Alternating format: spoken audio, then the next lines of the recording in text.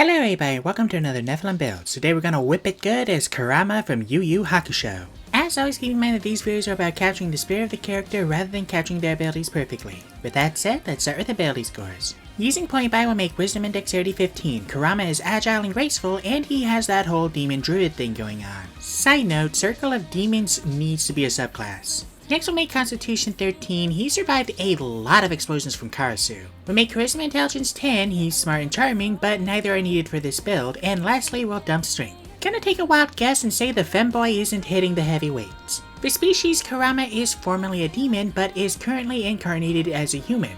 Besides, he's more of a yokai, and the closest thing we have to that is Ladrin. And yes, I know about Gaijin Goomba's yokai races, but those aren't official. Anyway, we'll get Resourceful, Nature, and the Tough Feet. Also, I just want to point out that since neither of the sheets I'm currently using include a languages section, I don't get to give him Sylvan because yokai.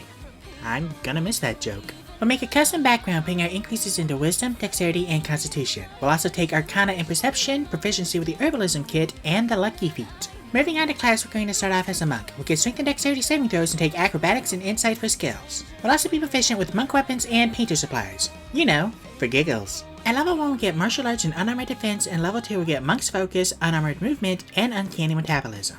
At level 3 we'll get Deflect Missiles and a Monastic Tradition, taking the old Way of the Kensei. We'll get Kensei weapons, taking Whips, the ranged option won't matter, as well as Agile Parry, Kensei Shot, and Calligrapher supplies. We're now going to multi-class to Druid, getting Light Armor and Shields. At level 1 we'll get Druidic, which apparently now gives us Speak with Animals for free, and Primal Order. We're going to go with Magician, taking Thorn Whip for an alternative Rose Whip. Also, I could have gotten Whip Proficiency using Warden, but I'd still need Kensei for it to count as a monk weapon. Because why would I give up the unarmed strikes? Please ignore General Grievous. We'll also get 2 cantrips, taking Druidcraft for some minor plant magic and Mending to fill the slot. We'll also get 4 spells, taking Entangle for more plants, Long Strider for speed, and Jump to jump good. We'll also take Fog Cloud because he does make a cloud of fog when he summons that Sending Tree. Oh, also, I couldn't really find a way of recreating that move. Phantasmal Killer and Mental Prison come close mechanically, but the first doesn't have a restraining feature, and the second doesn't do continuous damage. Hey, good thing he only uses it once, right? At level 2 we'll get Wild Shape and Wild Companion, both of which we'll ignore and draw blank. At level 3 we'll get our Druid Circle, taking the Circle of Spores. We'll get Halo of Spores and Symbiotic Entity for some Demon Plant Spores, as well as Chill Touch, Blindness, Deafness, and Gentle Repose from our circle. We'll also take Spike Growth for some Bamboo Spikes and swap our blank for Aid. Back to Monk. At level 4 we'll raise our Wisdom and get Slow Fall for Floating Leaf. At level 5 we'll get Extra Attack and Stunning Strike, and at level 6 we'll get Empowered Strikes. We'll also get Magical Kensei Weapons and Death Strike, and skip the extra Kensei weapon. At level 7 we'll get Evasion. Back to Druid. At level 4 we'll cap our Wisdom, take Guidance to fill the slot, and Wither and Bloom from Strixhaven for something resembling the blood-sucking plant. At level 5 we'll get Wild Resurgence, as well as Animate Dead and Gaseous Form from our circle. If you remember my Poison Ivy build, then you know Cordyceps is a viable option for anyone who controls plants. We'll also take Plant Growth because duh, and Protection from Energy for resistances. At level 6 we'll get Fungal Infestation for more Cordyceps, and take Speak with Plants because Druids don't actually have that many plant spells. That's another thing Druid needs, a plant-specific circle. And no, land doesn't count,